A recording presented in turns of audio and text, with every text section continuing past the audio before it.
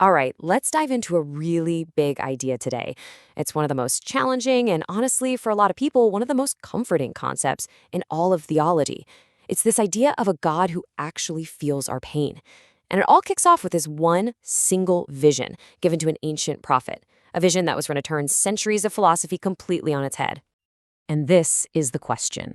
This is what frames everything we're talking about. You've got this prophet, Enoch, and he's seeing something that he thinks is, well, impossible. It just shatters his entire understanding of how the universe works. He sees God, the ultimate being, and he's weeping. So he asks this question that just echoes down through time. How? How can a perfect, eternal, all-powerful being cry? So, to really get why Enoch was so completely floored by this, you have to understand the main idea of God that dominated Western thought for like thousands of years. It's this concept that came mostly from Greek philosophy, right?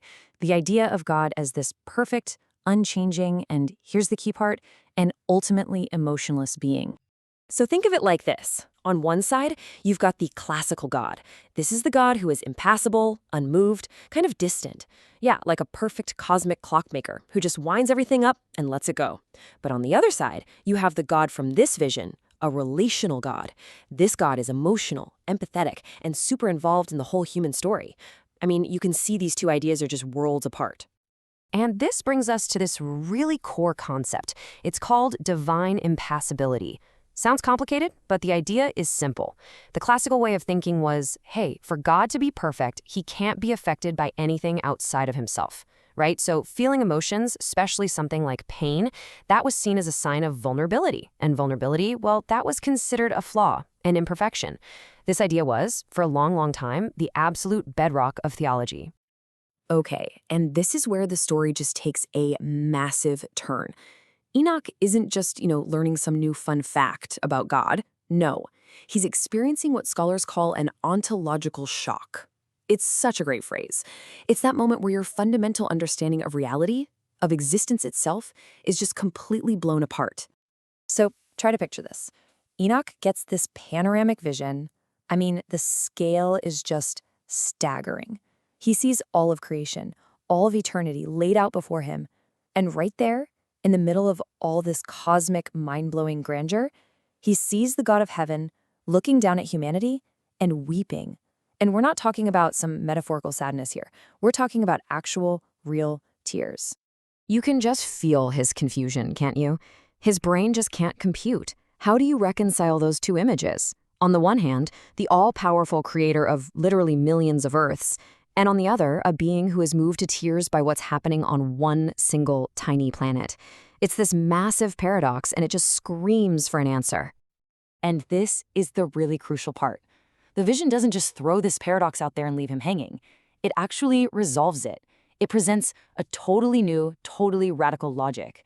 A logic where God weeping isn't a sign of weakness, but is actually the ultimate proof of his perfection. Wild, right? And look, I can't overstate how huge this is.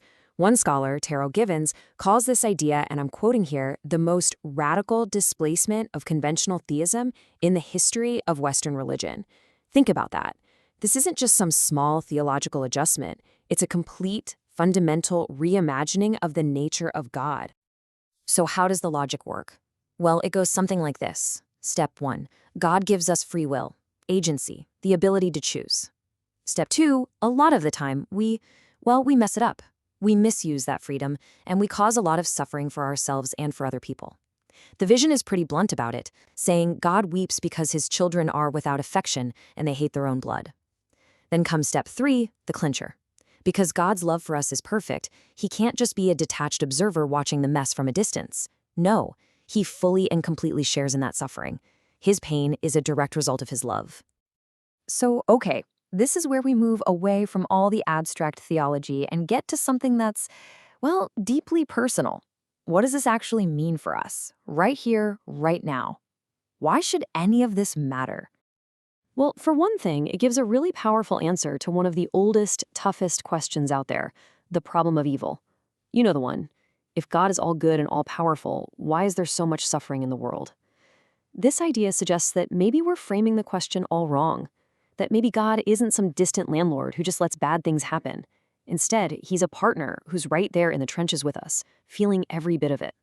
Yeah, and this modern quote just brings it all home so perfectly.